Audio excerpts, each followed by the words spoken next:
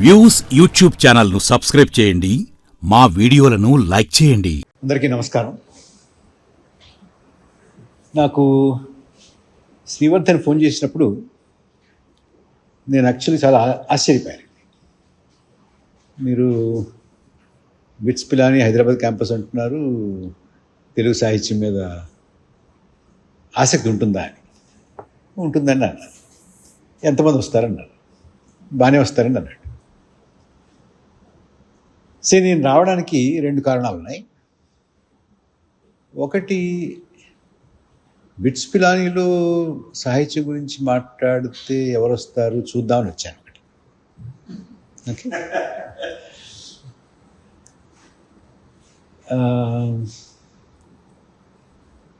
నేనేమనుకున్నానంటే, శ్రీవర్ధన్ ఎలా పిలుస్తాడు కాబట్టి ఉంటాడు ఇక్కడ, తప్పదు అతనికి. అతనితో పాటు ఇంకొకళ్ళు ఉన్నా సరిపోతుంది అనుకోండి.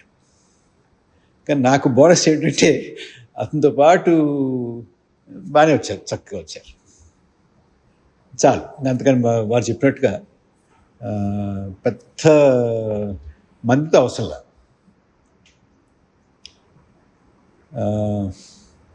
మీ అందరికీ వచ్చినందుకు అభినందనలు. 2 కారణం ఏమిటంటే, శ్రీవర్ధన్ నాకు శ్రీశ్రీ గురించి మాట్లాడితే బాగుంటుందని నాకు ఒక సూచన చేశాడు. నేను ఆయనతో ఏమన్నానంటే, శ్రీశ్రీ గురించి చాలామంది మాట్లాడారు, రాశారు కూడా. ఆయన గురించి పెద్దగా చెప్పాల్సింది తక్కువ ఉంటుంది. అంత కొత్త విషయాలు చెప్పేవి కూడా ఏం లేదు. అందరూ చాలామంది చెప్పేశారు.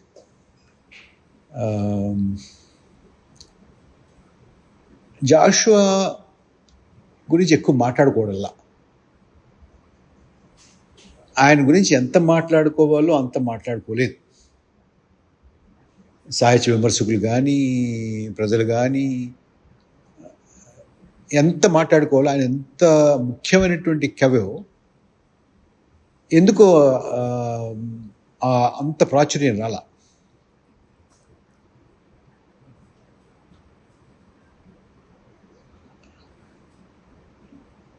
నాకు శ్రీవర్ధన్ డిజిటల్ పోస్టులు పంపిస్తే నేను కొంతమందికి పంపించాను. అది అంటే అది ఎక్కడ ఏమిటి అనేది బాగా చిన్న అక్షరాలతో ఉన్నట్టుంది. చాలామంది పెద్దగా చూసుకోలే.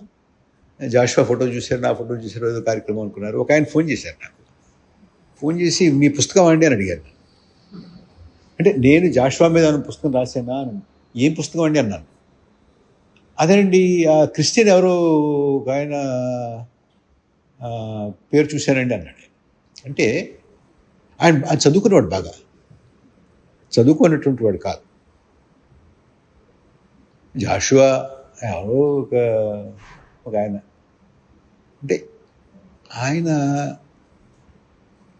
ఎంత లోతైన కవియో, ఎంత ప్రావీణ్యం ఉన్నటువంటి కవియో, ఎంత సమాజం గురించి తప్పించినటువంటి కవియో, సమాజాన్ని ఎంత బాగా అర్థం చేసుకున్నటువంటి కవియో, అంతగా తెలియదు చాలామందికి.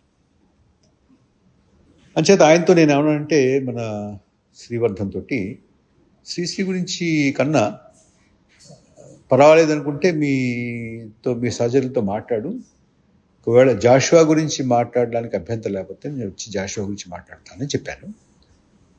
ఆయన వెంటనే మాట్లాడొచ్చండి, రండి తప్పకుండా అన్నాడు. 2 కారణాలు. ఒకటి, జాషువా గురించి మాట్లాడడానికి వచ్చాను. రెండోది, మిమ్మల్ని చూద్దాం అసలు మీరు ఎలా ఉంటారు.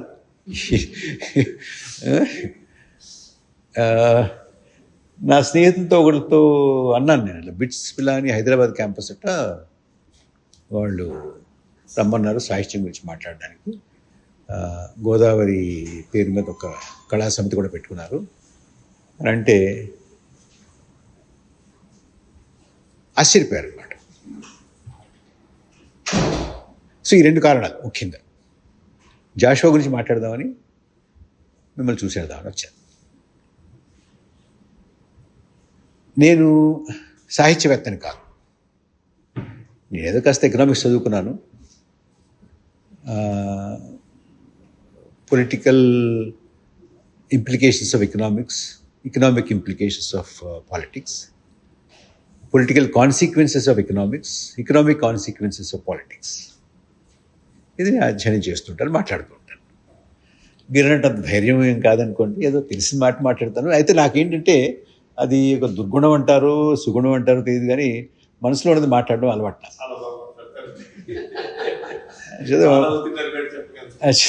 మాట్లాడుతూ ఉంటాను. కొంతమందికి నచ్చుతుంది, కొంతమందికి కష్టంగా ఉంటుంది. సరే, కవిత్వం ఏమిటి? కవిత్వం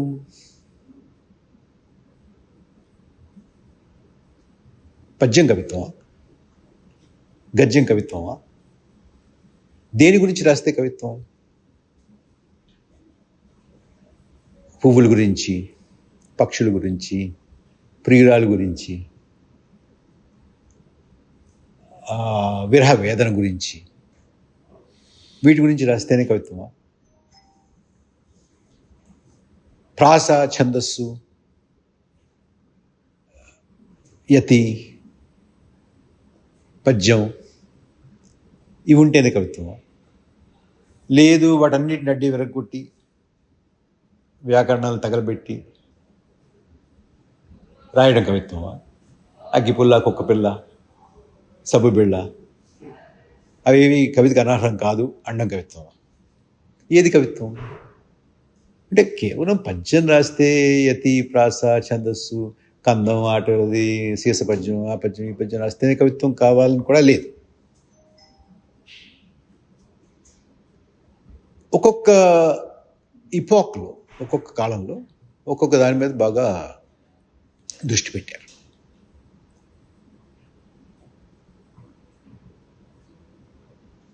కొన్నిట్లో పద్యం ఉంటుంది, కవిత్వం ఉండదు. కొన్నిట్లో కవిత్వం ఉంటుంది, పద్యం ఉండదు. అంచేత మీరందరూ కూడా కవిత్వం గురించి కాస్తంత విస్తృతమైన అవగాహన ఉంటే బాగుంటుంది. ఇదే కవిత్వం, ఇదేది కవిత్వం కాదు అనేది పెట్టుకోకండి.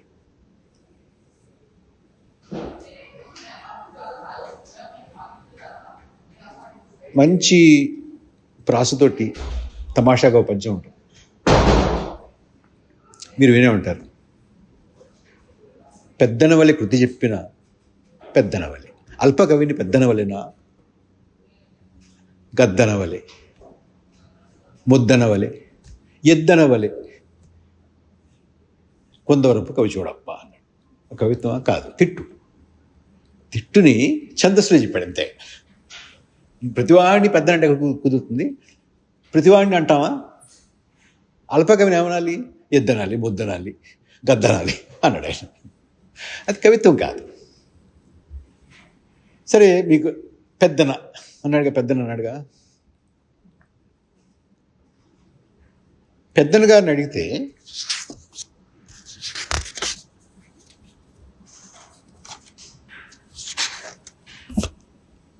కవిత్వం చెప్పండి కృష్ణదేవరాయలు అడిగాడు ఆయన. అయ్యా, ఒక పద్యం చెప్పండి, ఒక కవిత్వం చెప్పండి అన్నాడు. ఏమయ్యా, పద్యం చెప్పడం, కవిత్వం చెప్పడం తమాషా అనుకున్నావా? ఏంటి అంత కష్టం ఏంటి? అబ్బో, దానికి చాలా సరంజమా కావాలి. నిరుపహతి స్థలం, రమణీ ప్రియదూతికి తెచ్చి ఇచ్చు కర్పూర విడెం, మంచి ప్రశాంతమైనటువంటి స్థలం ఉండాలి. చక్కటి అందమైనటువంటి రమణి తీసుకొచ్చి ఇచ్చినటువంటి తాంబూలం కావాలి. ఆత్మకింపైన భోజనం కావాలి.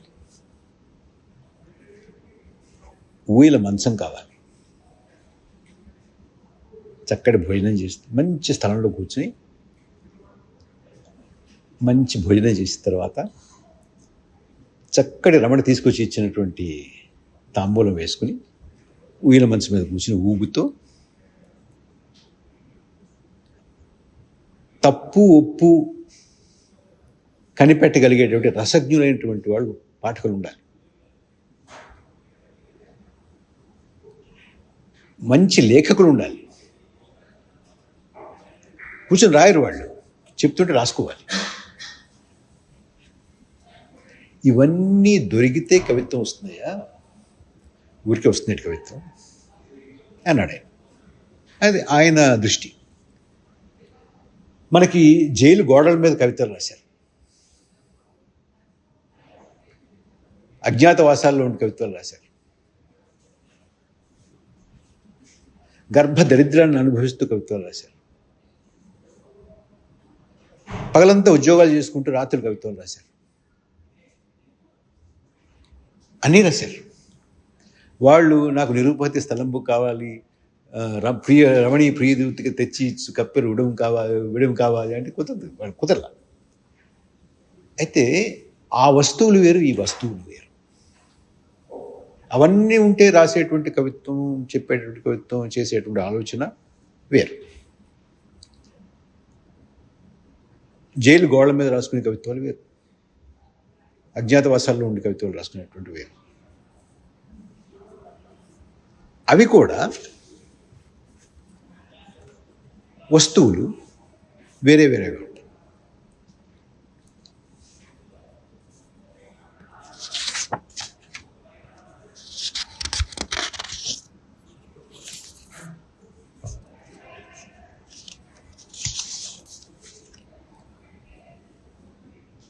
జైలు గోడల మీద జైల్లో ఉంటూ రాసినటువంటి కవిత్వం ఆ చల్లని సముద్ర గర్భం దాచిన బడబాలనంతో, ఆ నల్లని ఆకాశంలో కానరాని భాస్కరులందరూ,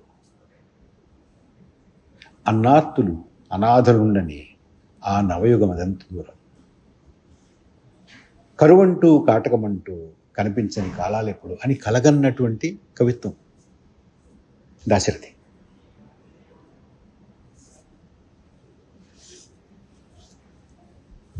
రణరంగం కాని చోటు భూతలమంతా వెతికిన దొరకదు, రణరంగం కాని చోటు భూతలమంతా వెతికిన దొరకదు, గతమంతా తడిసి రక్తమున కాకుంటే కన్నీళ్లతో. శ్రీశ్రీ. ఇది కవిత్వం, ఛందస్సు కవిత్వం కాదు, యతి ప్రాస గణాలు ఉన్నటువంటి పద్యం కాదు, కానీ పద్యమే, కవిత్వమే, భావమే, ఆవేశమే. ఆవేశం లేకపోతే కవిత్వం ఉంటుంది.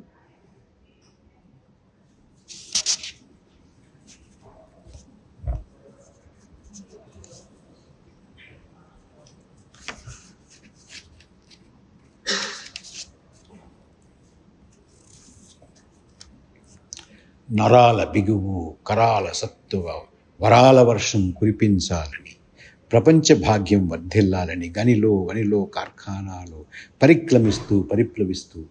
శ్రీశ్రీ. పద్యమే. యతి ఛందస్సులు ఉండవు, భావం ఉంది, ఆవేశం ఉంది. ఈయన రమణీ ప్రియదూతికి తెచ్చి ఇచ్చు కప్పురు విడం గురించి ఆశించలా. ఉయ్యన మంచం మీద కూర్చొని రాసినటువంటివి కాదు. ఆ చల్లని సముద్ర గర్భం దాచిన బడమాలనంతో అనేది ఉయ్యాల మంచం మీద కూర్చొని రాసేటువంటి కవిత్వం కాదు. సో ఇవన్నీ ఎందుకు చెప్పానంటే, దృష్టికోణం కవిత్వంలో ఒక ముఖ్యమైనటువంటి భాగం.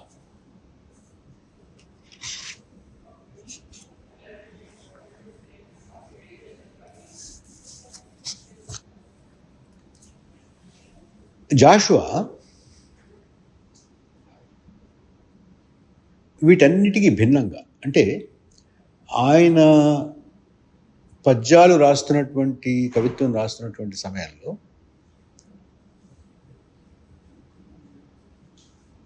ప్రబంధ కవుల యొక్క ప్రభావం చాలా ఎక్కువ ఉంది. నెమ్మదిగా ఆధునిక కవిత్వం వస్తోంది. ఆధునిక కవిత్వం వచ్చినా కూడా భావకవిత్వం యొక్క అది దాని ప్రభావం మామూలు ప్రభావం కాదు. భావకవిత్వం సరే మీకు తెలియదు కాదు. విరహం, కోయిల, మామిడి చిగురు, కోయిల కూతలు, ఆ రకమైనటువంటి కవిత్వం లేదు. మరొక పక్క భావకవిత్వం కాదు అని చెప్పి విప్లవం, ఇందాక చెప్పానే గనిలో వనిలో కార్ఖానాలు,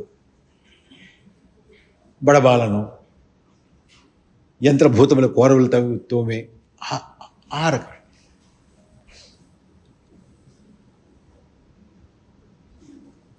జాషువా ఆ సమయంలో ఇది కాదని అది కాదని ప్రబంధ భాష తోటి ఒక కొత్త వస్తువు, ఒక విలక్షణమైన వస్తువు, ఎవరూ ముట్టుకోని వస్తువు. ఎవరు ముట్టుకోని వస్తువు అంటే ఖచ్చితంగా నిర్మోహమాటంగా చెప్పాలంటే అంటరాని వస్తువు. అంటరాని వస్తువుని అంటుకున్నాడు ఆయన. అంటే అంటరానితనాన్ని పట్టుకున్నాడు.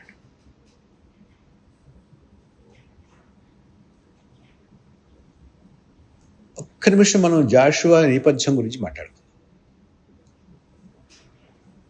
జాషువా తండ్రి గొల్ల, తల్లి మాదిగ. తండ్రి ఆవిడని ప్రేమించాడు. మన వర్ణ వ్యవస్థ, కుల వ్యవస్థ ఆ రోజుల్లో ఎంత బలమైనటువంటి, ఈ రోజుల్లో కూడా బలమైనటువంటి అనుకోండి, ససేవన కుదరదన్నారు. వీలు కాదంటే వీలు కాదన్నారు. మామూలుగా అయితే మీకు చాలామందికి తెలుసో తెలియదు, పిల్లలు మీరందరూ, మన సమాజంలో అనులోమ వివాహం, విలోమ వివాహం అని రెండు రకాలు ఉంటాయి. అంటే కులాంతరం అయితే, వర్ణాంతరం అయితే, లేదంటే ఏ కులంలో ఆ కులం వాడు చేసుకోవడం పెద్ద గొప్ప విషయం కాదు. కానీ కులాంతర వర్ణాంతర వివాహం అంటే పురుషుడు సుపీరియర్ వర్ణం కానీ సుపీరియర్ కాస్ట్ కానీ, స్త్రీ దానికన్నా తక్కువ వర్ణం కానీ తక్కువ కులం కానీ జాతి కానీ అయితే ఓకే. కానీ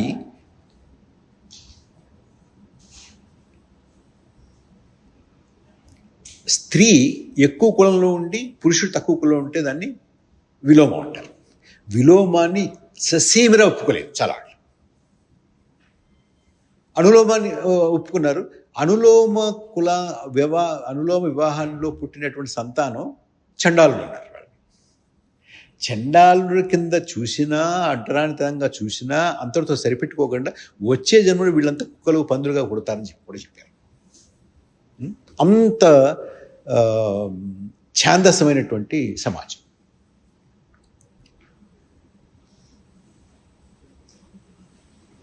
అనులోమ వివాహాన్ని ఒప్పుకునేటటువంటి ఇది ఉన్నా కూడా ఈ వివాహాన్ని ఒప్పుకోలేదు. అంటే అప్పటికి అసలు రెండు కులాల మధ్య, వివిధ భిన్నమైన కులాల మధ్య వివాహాలు ఒప్పుకోవట్లేదు అనమాట. ఇక అనులోమ విలోమాన్ని పక్కన పెట్టేశారు. అంచేత గొల్ల మాదిగ అంటే అది అనులోమమే, విలోమం కూడా కాదు. అయినా కూడా కాదంటే ఆయన బయటకు వచ్చి వెలివేస్తే, బయటకు వచ్చి బాప్టిస్టు క్రైస్తవాన్ని తీసుకుని పెళ్లి చేసుకుని క్రైస్తవుడు అయ్యాడు. ఓకే. జాషువా, ఆయన సంతానం జాషువా. ఒకటో వారికి ఎంతమంది పిల్లలు, అందులో ఒకడు జాషువా. అయితే జాషువా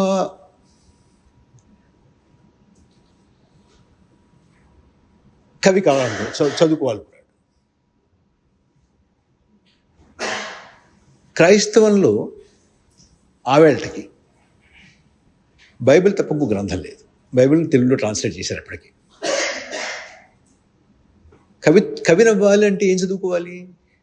మహాభారతం చదువుకోవాలి, రామాయణం చదువుకోవాలి, గీత చదువుకోవాలి, పురాణ గ్రంథాలు చదువుకోవాలి, అలసాని పెద్దలు రాసి చదువుకోవాలి, నన్నయ్య రాసి చదువుకోవాలి, రామరాజు భూషణ్ రాసి చదువుకోవాలి, రకరకాల వీళ్ళందరూ రాసి చదువుకోవాలి కదా, పిలవేర బుద్ధుడు రాసి చదువుకోవాలి.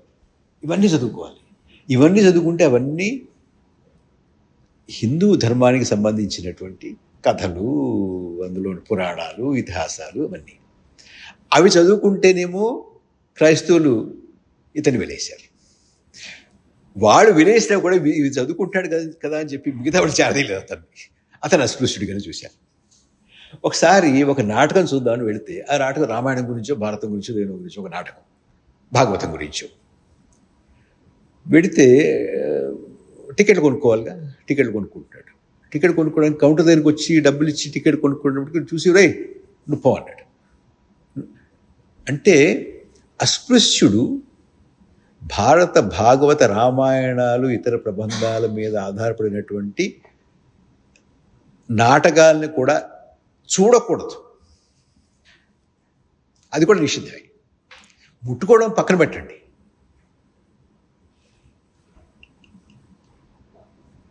అంచేత అతన్ని లాగి ఈడ్చి బయట పంపించేశారు టికెట్ ఇవ్వాల. అది నేపథ్యం. Imagine that. అలాంటి నేపథ్యం అంటే మనకు అన్నీ ఉండి కూడా మనం చదువుకోవడానికి బద్ధకం. మనకి ఇంత వివక్ష ఉండి, ఇంత కక్ష కట్టినటువంటి సమాజం, తల్లి మీద, తండ్రి మీద, అతని మీద, కుటుంబం మీద, కులం మీద అంత కక్ష కట్టినా కూడా అతను చదువుకుని అన్ని రకాలుగా చదువుకుని, ఒక మాటలో చెప్పాలంటే ఎవ్వరికంటే మన ఒక కవిని ఇంకో కవితో పోల్చడం అనేది అది పెద్ద, నేనైతే దానికి సమ్మతించను. ఈ కవిది ఆ కవిది, ఆ కవి ఆ గొప్ప, ఈ కవి ఈ గొప్ప. ఇందాక మీరు తెలుగు భాష గురించి చెప్తే నాకు చాలా తెలుగు భాష ఇష్టం. ఎందుకు ఇష్టం అంటే నా భాష కాబట్టి. నేను అన్ని భాషలు చూసి నేను తెలుగు భాష మాట్లాడేటువంటి తల్లి గడుపులో పుట్టాలి అనుకోలే. పుట్టాను కాబట్టి ఇది నా భాష. ఇప్పుడు మా అమ్మ అంటే నాకు చాలా ఇష్టం, చాలా గౌరవం. మీ అమ్మ అంటే మీకు ఇష్టం, మీకు గౌరవం. అంతేనా? మీ అమ్మకన్నా మా అమ్మ గొప్పదా? మా అమ్మకన్నా మీ అమ్మ గొప్పదా?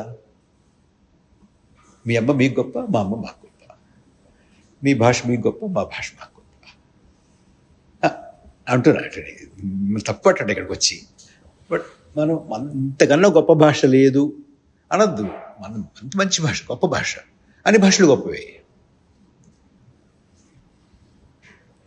అలాగా ఈ కవి ఇంకొక ఏ కవికి భాషలో కానీ, భావ వ్యక్తీకరణలో కానీ, ఛందస్సులో కానీ, పద్య నడకలో కానీ, వస్తువుల్ని, కవితా వస్తువుని ఎంపిక చేసుకోవడంలో కానీ ఏ కవికి తీసిపోనటువంటి ప్రతిభ జాషువా. అంచేత మనం చదివి తీరాల్సింది, అర్థం చేసుకోవాల్సింది జాషువాని అర్థం చేసుకుంటే సమాజం మీద ఒక లోతైన అవగాహన ఏర్పడుతుంది అని నాకు అనిపించింది. జాషువా ఇంకొక విశిష్టత ఏమిటంటే,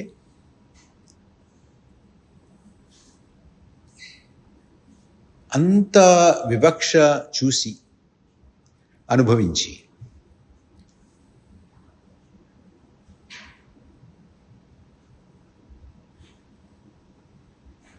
అయినా కూడా కక్షతోటి, ద్వేషంతో ఒక్క మాట కూడా రాయలా. అది మామూలు విషయం కాదు. మనం చిన్న చిన్న వాటికే కక్షలు, కార్పణ్యాలు, ద్వేషాలు పెట్టుకుంటాం. ఆయన ఏమిటి ఈ దారుణం ఏమిటి అని అడిగాడు. దీనికి సమాధానం చెప్పండి అని అడిగాడు.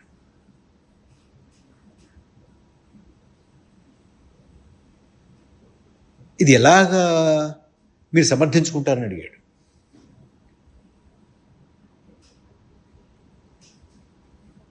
దీనికి ఏమిటి మూలాలను అడిగాడు. సాక్ష్యాలు ఏమిటని అడిగాడు. ఆధారాలు ఏమిటని అడిగాడు.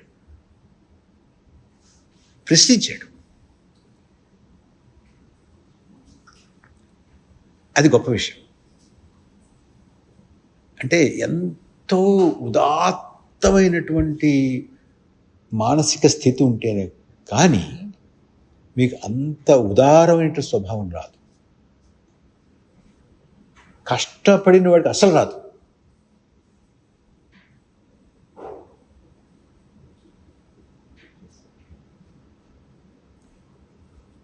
అతను ఎంత బాధపడ్డాడో,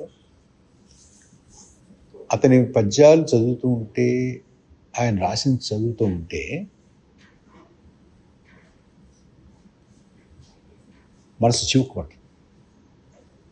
నేను అందుకే ఇవాళ మీతోటి జాషువా కవిత్వం గురించి కాస్త మాట్లాడాలని వచ్చాను. నేను జాషువా కవిత్వం గురించి మాట్లాడి ఇది అయిపోయిన తర్వాత వెళ్ళి ఇక్కడ ఉన్నటువంటి 10-15 మంది నాకు జాషువా తెలిసిపోయింది అనుకుంటే I would have been a failure. అరే ఇతను ఏదో మంచి కవిలా ఉన్నాడే, బాగా రాసినట్టున్నాడే, ముఖ్యమైన విషయాలని స్పృశించాడే, ఈయన కొంత చెప్పాడు ఈ Parakala Prabhakar, let me see ఇంకేమున్నాయో అని మీలో ఒకళ్ళో ఇద్దరు జాషువాని కాస్త చదివితే అప్పుడు నేను సక్సీడ్ అయినట్టు. నేను వచ్చింది కూడా దానికే వచ్చాను. I just wanted to ignite some kind of a curiosity in you about Joshua.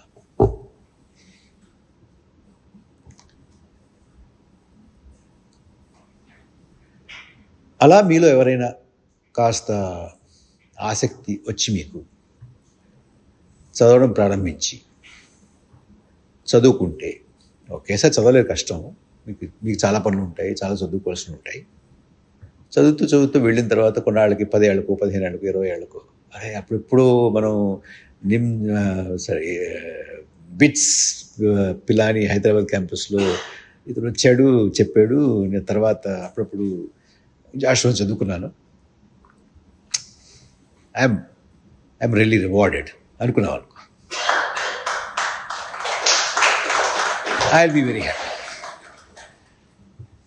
That's what my mission is today.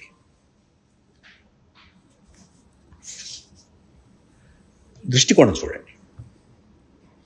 జనులం చీల్చి పిప్పి చేసి, జనులను చీల్చి పిప్పి చేసుడు దురాచారంబులను కాలం అట్టని విద్యా బలమేలా. జనులను చీల్చి పిప్పి చేసేటటువంటి, మామూలుగా జనులను పీల్చేటమే, ఆయన చీల్చి అన్నాడు. జనులను చీల్చి పిప్పి చేసేడు దురాచారంబులను కాలమట్టని విద్యాబలము ఎలా. విద్యయన, విద్య అంటే మౌఢ్య వ్యాఘ్రి, వ్యాఘ్రి అంటే టైగర్, పులి. విద్యయన మౌఢ్య వ్యాఘ్రికి ఇంపైన సో జనమా, అది గొప్పదా? విద్య అంటే మౌఢ్య పులికి ఇంపైన అనుకో, అంటే అబ్బా ఇది బాగుందిరా విద్య అని మౌఢ్య పులి అనుకుందంటూ, అదే విద్య. మోసపు రాతకోతలకు రక్షాబంధమా విద్య. ఎందుకు ఈ మనుజత్వం ఎసంగలేని చదువులు, ఎందుకు అసలు ఇవన్నీ? మనుజత్వాన్ని ఒసంగలేనటువంటి చదువు ఎందుకు? మైరేయపు మైకములు, ఏదో సారా కళ్ళు తాగితే మైక వస్తుంది, అలాంటి మైకం తప్ప వై డూ నీడ్ దట్?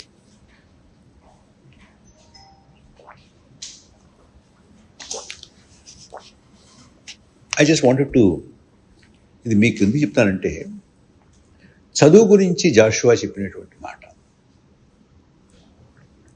జనులను చీలిచి పిప్పి చేసుడు దురాచారములను కాలమట్టని విద్యాబలమేల. విద్యయన మౌఢ్య వ్యాఘ్రికి ఇంపైన సోజనమా, మోసపు రాతకోతలకు రక్షాబంధమా, ఎందుకు ఈ మనుజత్వం రసంగలేని చదువులు మైరేయపు మైకములు.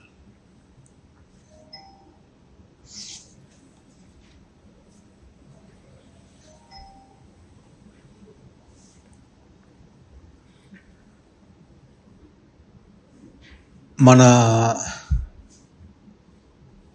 జాతి ఏమైపోతుంది అన్న దాని మీద ఆయన కొంత వ్యాకులత చెందాడు. వ్యాకులత చెంది బుద్భుతంబులకినైన 3 నాళ్ల పదవులకు ప్రతిష్టలకునై పాకులాడి నరులు నమ్మించుకొనలేక నమ్మలేక. చితికి ఉన్నవి మా జాతి జీవితంలో. మా జాతి జీవితం ఎలా అయిపోయిందంటే, బుద్భుతం అంటే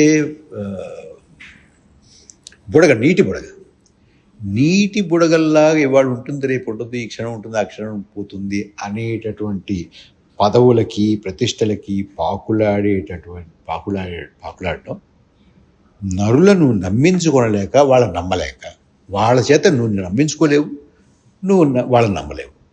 ఆ రకంగా ఉండి చిదికిపోయినటువంటి జీవితాలు అయిపోయి మన జాతి జీవితం. ఇది ఓవరాల్గా ఆయన ఆవేళ సమాజం మీద, and it holds true today also, ఉన్నటువంటి ఒక మృదువుగా చెప్పినటువంటి ఒక విశ్లేషణ, ఒక కామెంట్.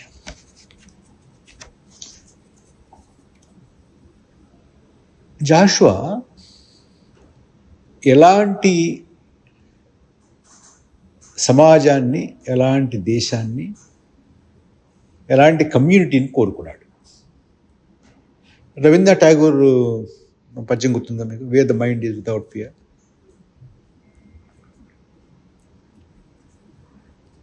ఈ పద్యం చదువుతాను, మీరు ఒకసారి ఆలోచించండి.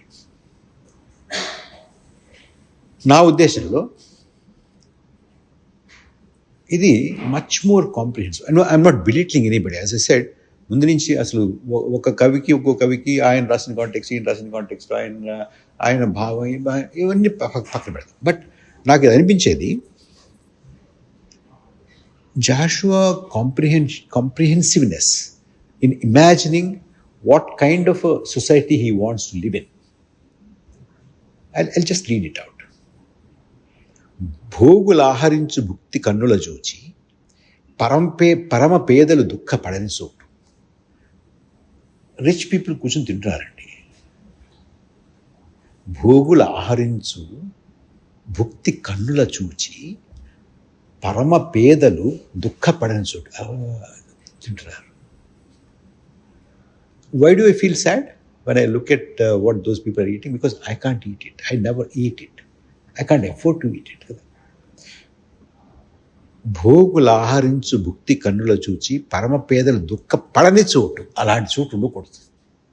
ఓకే. సాంఘికాచార పంచాస్య గర్జనమున బెదరక జ్ఞానంబు పెరుగు చోటు. సాంఘికాచార పంచాస్య గర్జనము. పంచాస్య అంటే ఒక ఇంపార్టెంట్ మీనింగ్ ఇస్ సింహం. సాంఘికాచారం అనేటువంటి సింహం గర్జిస్తున్నప్పుడు బెదిరిపోకుండా జ్ఞానం పెరిగే చోటు. జాతి వైషమ్య రాక్షస పదాహతి చేసి కందక కళలు పెంపొందు చోటు. జాతి వైషమ్య రాక్షస పదాహతి. జాతి వైషమ్యం అనేటువంటి రాక్షసిని అణగొట్టి కాలి కింద తొక్కి పదాహతి చేసి, ఆ పదాహతి చేసినటువంటి కందక కళ అంటే కళ, the art and poetry and all that expressions which emanate from trench. కందక కళ అంటే కందకం దగ్గర పుట్టినటువంటి కళలు, అంటే వార్ఫేర్ జరుగుతున్నప్పుడు పుట్టినటువంటి జాతి వైషమ్య రాక్షస పదాహతి చేసి కందక కళలు పెంపొందు చోటు. ఇది వినండి. పరిపాలక క్రూరతర కరాసికి లొంగిపోక స్వేచ్ఛాలక్ష్మి పొదలు చోటు. పరిపాలక క్రూరతర కరాసికి లొంగిపోకుండా స్వేచ్ఛాలక్ష్మి పొదలు చోటు.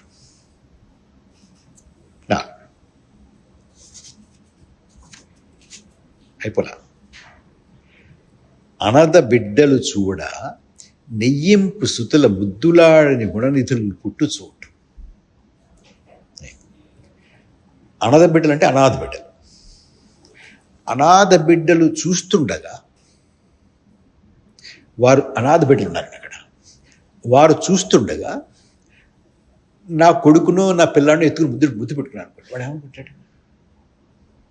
అరే నాకు లేదే అనుకుంటాడు కదా. అంటే ఆ సటిలిటీ చూడండి.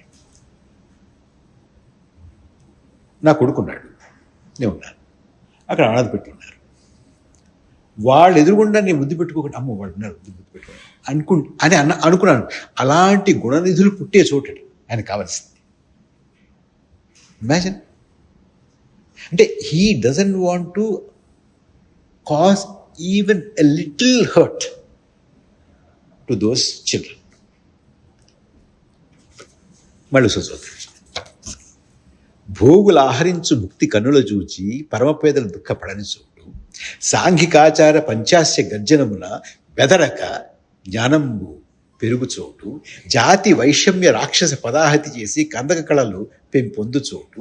పరిపాలక క్రూరతర క్రాసికి లొంగిపోక స్వేచ్ఛాలక్ష్మి పొదలు చోటు. అనద బిడ్డలు చూడ నెయ్యింపు స్థుతులు ముద్దులాడని గుణనిధులు పుట్టు చోటు.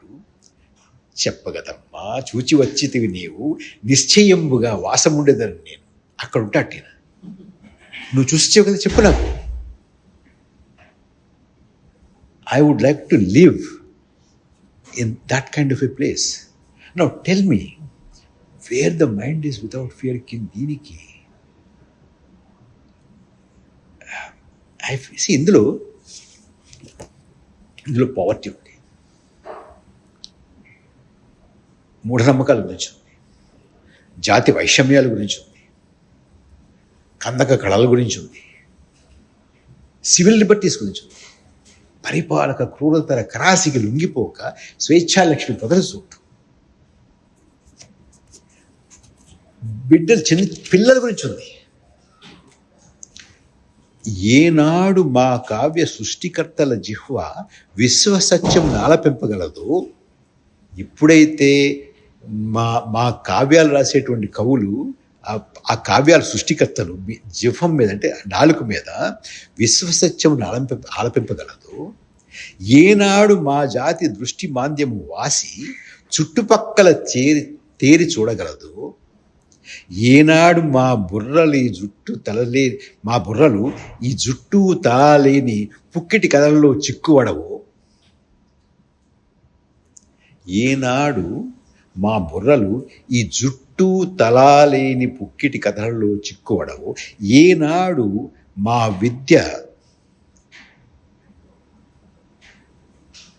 విద్యలు ఇనుప సంఘమునందు చిలుము పట్టక ప్రకాశించగలవు. That is what he is looking for. అంటే that is the kind of source conception of society, of community, of the country that you have had. It's not over. మాతృభాషలకు అర్హ మర్యాదలు నించు.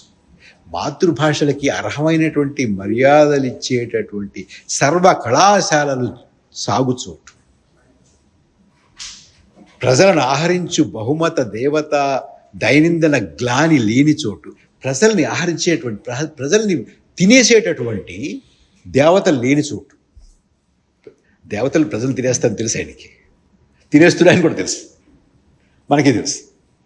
అలాంటి ప్రజలను ఆహరించు బహుమత దేవత దైనందిన గ్లాని లేని చోటు. నవనీత నిభమైన కవుల కమ్మని వాక్కు. నవనీత అంటే వెన్న. నవనీత నిభమైన కవుల కమ్మని వాక్కు వెరుపు లేక భయపడకుండా వెరుపు లేక ఆవిర్భవించు రోజు. కవుల మాటలు ఏ రకంగా కూడా వెరుపు లేకుండా భయం లేకుండా వచ్చేటటువంటి చోటు ఆ రోజు ఆయన చూసేది. ఇది చూడండి. సంతానమునకు వైషమ్యంబు నేర్పని తల్లిదండ్రులు విలాజిల్లు చోటు. Can you imagine what is ఏం కల్పన చేస్తాడు చూస్తున్నారు. And do you relate that to what is happening now? It's so old and it's so contemporary. It speaks to us. A poet stays relevant as long as he speaks to you, whenever it is. అయిపోలేదు. విషపు నవ్వుల లాహిరి వేషగాండ్లు, విషపు నవ్వుల లాహిరి వేషగాండ్లు, పాద చిహ్నాలు మరకలు ఏర్పడిన చోటు. విషపు నవ్వుల లాహిరి వేషగాండ్ర పాద చిహ్నాల మరకలు ఏర్పడిన చోటు. తోడు నీడయు లేనట్టి దుర్బలులకు గబ్బిలపు చాన వాసయోగ్యం కాదే. This is the society Joshua was aspiring to. ఆయన what did he think of his time?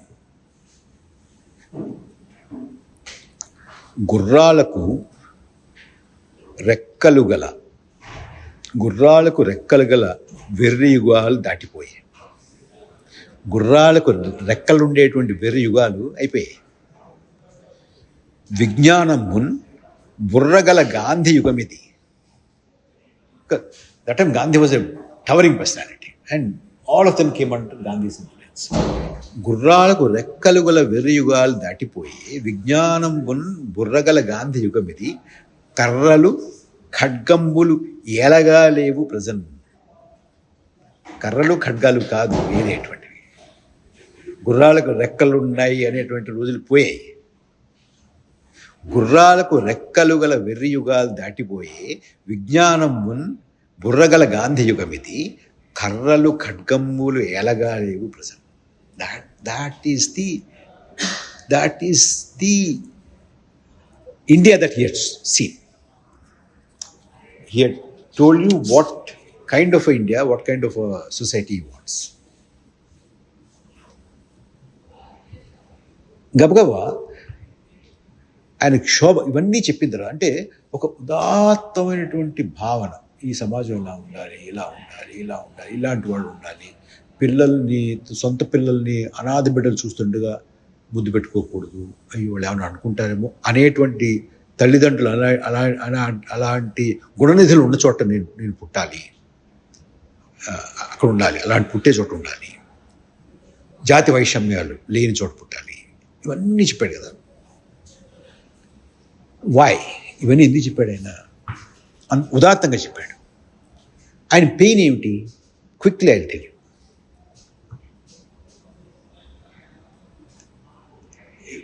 This is very serious thing. ధర్మ సంస్థాపనార్థంబు, శ్లోకం గుర్తొస్తుంది కదా మీకు, అదంటే ధర్మ సంస్థాపనార్థంబు ధరణి మీద అవతరించదనని అబ్జభవుని తండ్రి, ధర్మ సంస్థాపనార్థంబు ధరణ మీద అవతరించదను అనే అబ్జభవుని తండ్రి. అబ్జభవుడు అంటే బ్రహ్మ తండ్రి. బ్రహ్మ తండ్రి ఎవరు తెలుసా? అంటే బ్రహ్మ ఎక్కడి నుంచి పుట్టాడు? విష్ణు బొడ్డులోంచి పుట్టాడు. అంటే విష్ణువు కొడుకు అని అనుకోవచ్చు. సో మహావిష్ణువు అన్నాడు ధర్మ సంస్థాపనార్థం సంభవామి యుగే అన్నాడు. సో ధర్మ సంస్థాపనార్థంబు ధరణ మీద అవతరించదనని అబ్జభవుని తండ్రి. మునుపు జన్మించి నెత్తికెత్తినది లేదు, మునుపు జన్మించి నెత్తికెత్తినది లేదు, నేడు జన్మింపకున్నా మునిగినది లేదు. And he has reason to say that.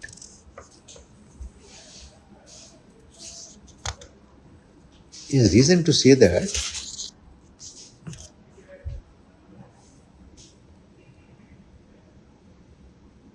because he had seen and experienced the kind of discrimination which is probably difficult for you to even imagine. You can't even understand that. Okay, దాన్ని ఎంత ఎంత దయనీయంగా మన మనసు చివుక్కునేలాగా గుచ్చుకునేలాగా చెప్తారంటే, okay, నా కవితా వధూటి వదనము ఎగాదిగా చూసి, నా కవితా వధూటి వదనము ఎగాదిగా చూసి, రూపురేఖ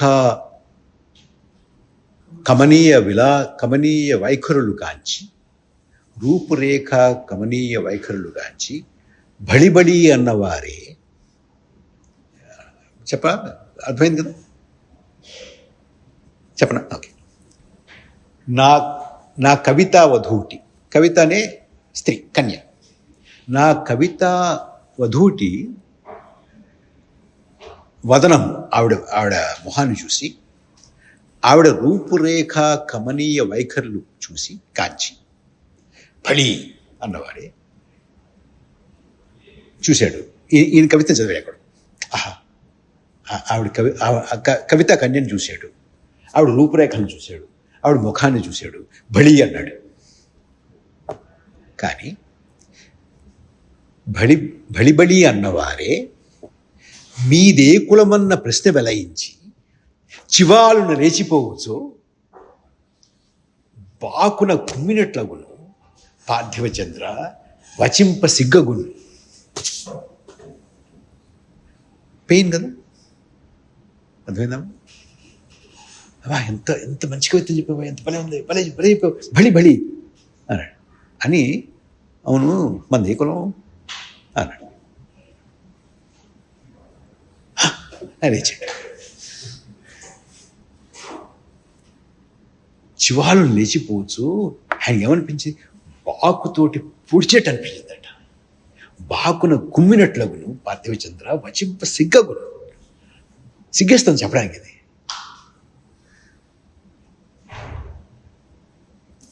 దాట్ వాజ్ ది ఎక్స్పీరియన్స్.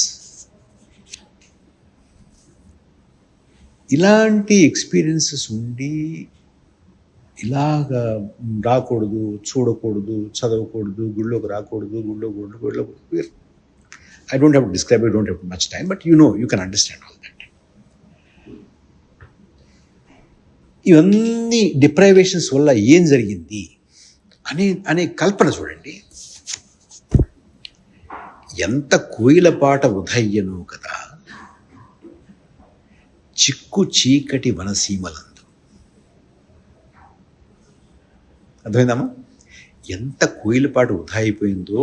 అడవుల్లో కూయమంటుంది, నీకు తెలియదు నాకు తెలియదు, నీకు వినపడుతుంది నాకు వినపడుతుంది, వృధా అయిపోయింది. ఎంత కోయిలపాట వృధయ్యనో కదా చిక్కు చీకటి వనసీమలందు, ఎన్ని వెన్నెల వాగులు ఇంకిపోయేనో కదా కటిక కొండల మీద బెటకరించి. ఎన్ని వెన్నెల వాగులాగా ఇంకిపోతాయి ఆ కొండల మీద, ఈ కొండల మీద, మనకు తెలియదు. సో అంత కోయిలపాట వృధా అయిపోతుంది. ఇన్ని వెన్నెల వాగులు కూడా ఎవ్వడికి కనపడకుండా, దాన్ని ఎవరూ అనుభవించకుండా మిటకరించిపోతాయి. ఎన్ని కస్తూరి జింకలు ఈడేరను కదా మురికి తెన్నెల మీద పరిమళించి. ఎన్ని కస్తూరి కస్తూరి వాసన వస్తుంది అంటారు కదా జింకకి. ఎన్ని కస్తూరి జింకలు ఆ మురికి తెన్నె మీద, ఈ మురికి తెన్నె మీద ఈడేరడం అంటే చనిపోవడం. ఎన్ని కస్తూరి జింకలు ఈడేరిపోయానో కదా మురికి తెన్నెల మీద పరిమళించి. ఎన్ని ముత్తెపురాలు భిన్నమయ్యనో కదా పండిన వెదురు జొంపములలో.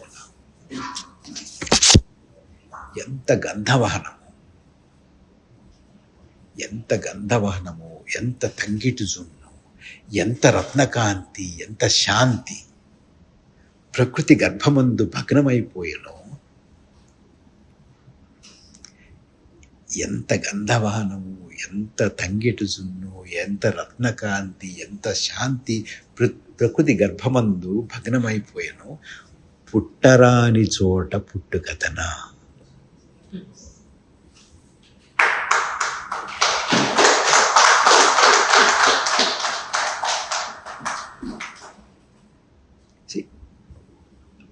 Pay attention to the expression పుట్టరాని చోట పుట్టు కథన. పుట్టరాని చోట పుట్టడం అనేది ఒక జాడ్యం కదా.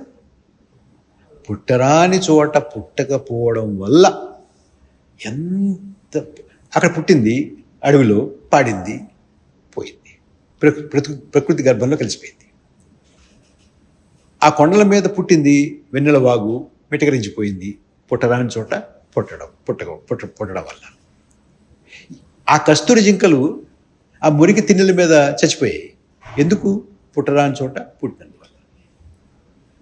ఇన్ని ముత్యపురాళ్ళు ఈ వెదురు జొంపముల్లోన భిన్నమైపోయాయి. ఎందుకు? అక్కడ పుట్టాయి కాబట్టి. ఎంత రత్నకాంతి, ఎంత శాంతి, ఎంత తంగేటి సున్ను, ఎంత గంధం ఏమైపోయింది? ఎందుకు అక్కడ పోయింది? ఎందుకు పోయింది ఇలాగా? అక్కడ పుట్టడంలో పోయింది. And he's referring to people like him. ఈయన బతికాడు. ఏదో ఒక్కోసారి కొండ మీద ఒక మొక్క కూడా మొలుస్తుంది, ఎక్కడో నీళ్ళు ఉన్నా లేకపోయినా రాళ్ళలోంచి మొలుస్తుంది, మొలిచాడు. కానీ ఎన్ని వందల మంది, ఎన్ని వేల మంది, ఎన్ని ప్రోబబ్లీ లక్షల మంది పుట్టరాని చోట పుట్టడం వల్ల ఏమైపోయారు? That is the Aarti.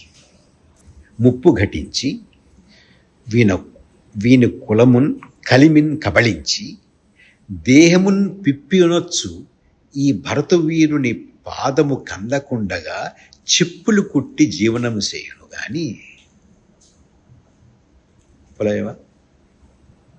అయ్యవా మళ్ళీ చెప్పరా? అర్థం చెప్పాలి. ఓకే. ముప్పు ఘటించి ఈ వాడి కులాన్ని, వాడి కలిమిని, కులమున్ కలిమిన్ కబళించి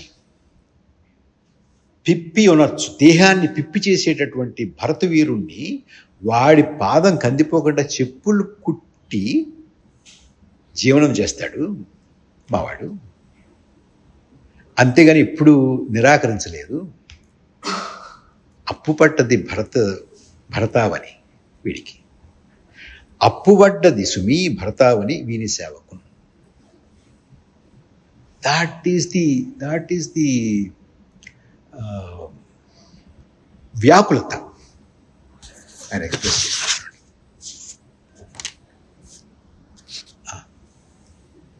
and most of these people are agriculture labourers. మీకు తెలుసు కదా. వాని రెక్కల కష్టంబు లేని నాడు సస్యరమ పండి పులకింప సంశయించు. ఎంత బ్యూటిఫుల్ ఎక్స్ప్రెషన్ అండి.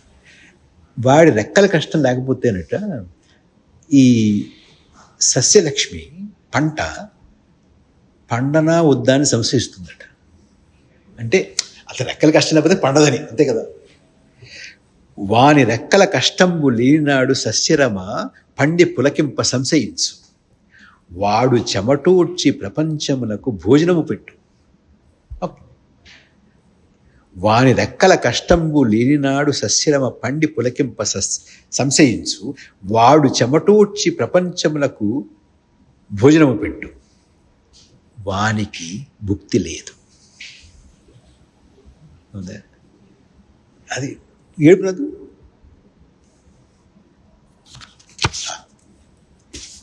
వాని తల మీద పులిమన పంకిలమును కడిగి కరుణింపలేదయ్యే గంగ కూడా. వాని తల మీద పులిమిన పంకిలము కడిగి కరుణింపలేదయ్యే గగన గంగ. వాడి నైవేద్యమును అంటుబడిన నాడు వాడి మూడు మూర్తులకు కూడా కూడు లేదు. వాడు ముట్టుకుంటే పనికిరాదు కదా అది.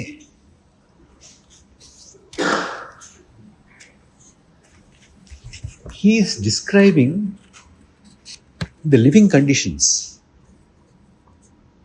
of a huge number of people, and he belonged to that.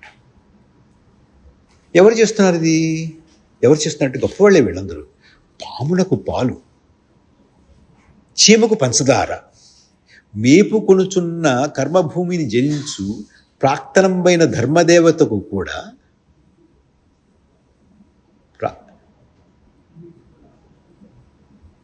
ఉలికిపడు జబ్బు గలదు వీడున్న చోట. అర్థమైందా? మళ్ళీ చెప్తా. పాములకు పాలు పోస్తావు, చీమకు పంచదార పెడతావు. అలా మేపుకొంచున్నటువంటి కర్మభూమిలో పుట్టినటువంటి ప్రాక్తనం అంటే పురాతనమైనటువంటి ధర్మదేవతకు కూడా ఉలికిపడే జబ్బు ఉందట వీడుంటే.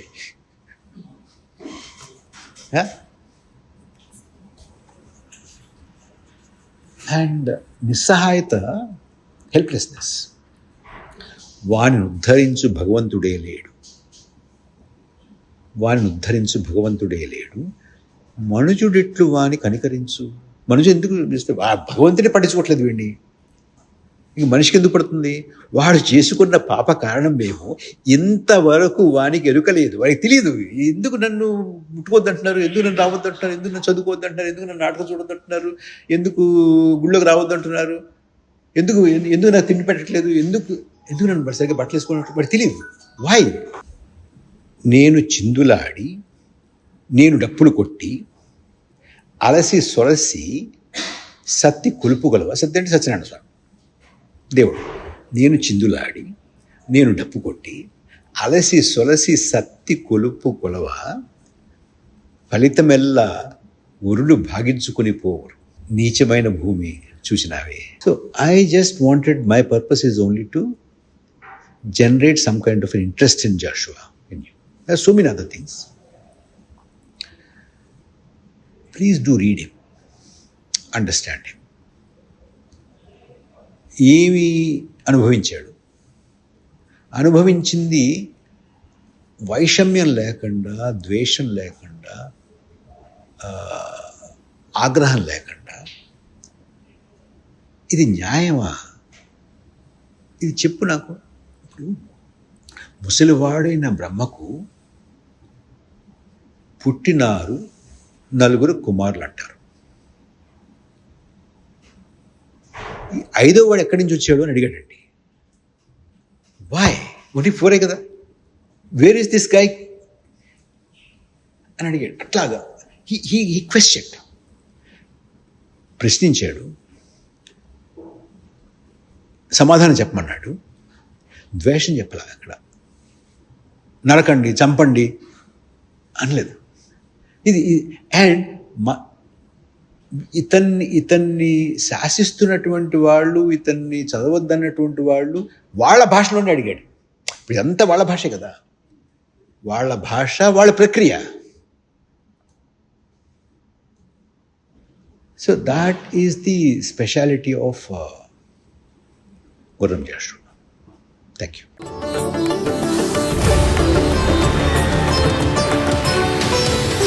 వ్యూస్ యూట్యూబ్ ఛానల్లో లైక్ చేయండి, షేర్ చేయండి, సబ్స్క్రైబ్ చేయండి.